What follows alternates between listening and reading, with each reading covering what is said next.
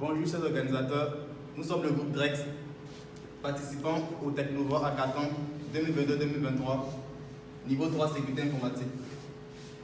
Nous allons vous présenter notre projet sur le thème détection de virus d'un système informatique. Notre projet s'intitule DetectWord. En effet, DetectWord est un outil de détection de virus utilisant des API de sollicitation pour l'identification et la recherche de solutions de sécurisation d'un système. Notre groupe est composé de 3 personnes, moi-même, Akafa Ibo Modeste, Touré Saïd et Koné Jean Parfait. Je laisse la parole à Touré Saïd pour la suite. Notre travail se présentera comme suite. En 1, nous parlerons des virus. En 2, nous présenterons des méthodes de détection de virus. Par la suite, nous proposons des outils de détection de virus. En 4, la problématique. Et pour finir, nous présenterons notre solution. Qu'est-ce qu'un virus? Un virus est un fichier ou un logiciel malveillant qui infecte un système et modifie le comportement de ce système. Les différents formats d'un virus sont les formats, les fichiers sous forme Office, les fichiers Excel et les fichiers PDF. Les parties d'un virus sont, nous avons le code malveillant qui est utilisé pour endommager le système et prendre le contrôle de ce système. Le code de reproduction qui permet au virus de se reproduire, de se propager d'un système à un autre. Et le code fictif qui permet au virus d'être indétectable par les antivirus. Et le code d'autodestruction qui permet au virus de se détruire après avoir accompli sa mission. Le fonctionnement d'un virus. Lorsqu'un virus infecte un système, il recherche tous les fichiers qui se trouvent sur ce système pour les infecter, c'est-à-dire modifier ces fichiers. Et lorsqu'il ne trouve pas de fichiers, il quitte, il retourne au système. Après avoir eu quelques notions sur les virus, nous allons passer aux différentes méthodes de détection de virus. Nous disposons de 3 méthodes, la méthode de signature, la méthode comportementale et la méthode heuristique. La méthode de signature consiste à rechercher des séquences de bits à des fichiers qui sont connus pour être identifiés, pour identifier certains virus. Cette méthode est utilisée pour détecter les virus connus et qui semblent un peu inefficaces contre les virus inconnus. Nous avons l'analyse comportementale. Cette analyse consiste est utilisée pour détecter les virus inconnus.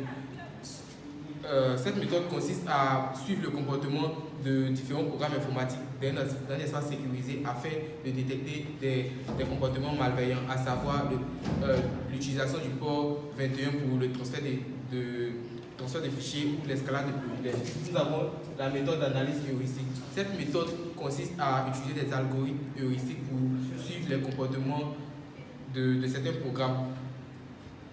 Après avoir identifié les différentes méthodes, nous allons passer maintenant aux différents outils de détection.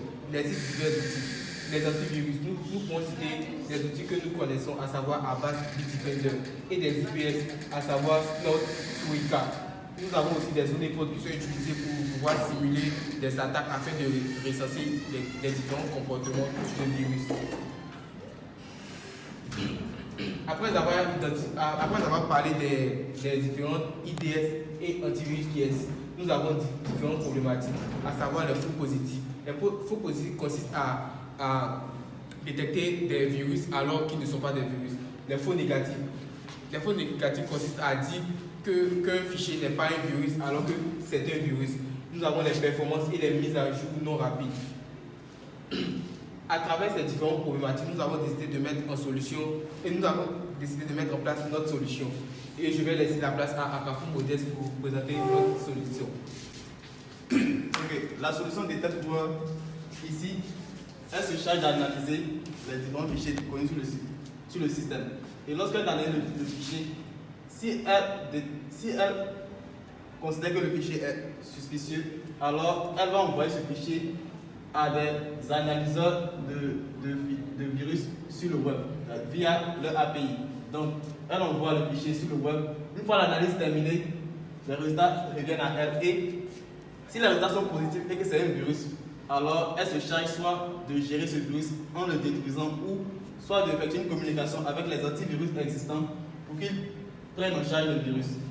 Si la réponse provenant des analyseurs de virus sur le web est négative, il se peut que ce soit un faux positif. Alors, elle va envoyer le fichier suspicieux dans un environnement sécurisé pour essayer de les exécuter pour voir si effectivement il y a des comportements suspicieux qui pourraient faire penser à un virus.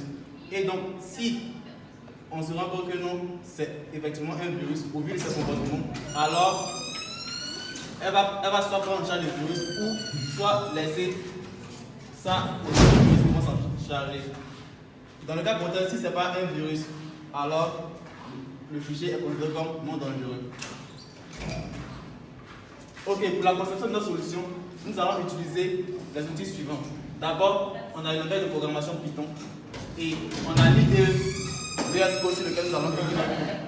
Après, on a Git qui va nous permettre de faire la mise à jour de notre solution. Après, on aura des outils de tests comme Selenium pour effectuer des tests. Et après, les outils de gestion de projet tels que Microsoft Project, les outils de visualisation tels que VMware et les outils de base de données tels que MongoDB. Ici, avec la base de données, nous allons enregistrer. Si on découvre de nouveaux virus qui n'existent pas encore, nous allons enregistrer ces virus dans cette base de données. Ok. En conclusion, nous pouvons dire que notre solution DetectWare permet en fait de résoudre en fait les problèmes, c'est-à-dire les limites des antivirus ou bien des IPS ou IDS existants, tout en faisant plusieurs analyses différentes sur plusieurs plateformes web. Ainsi prend fin notre présentation. Nous vous remercions.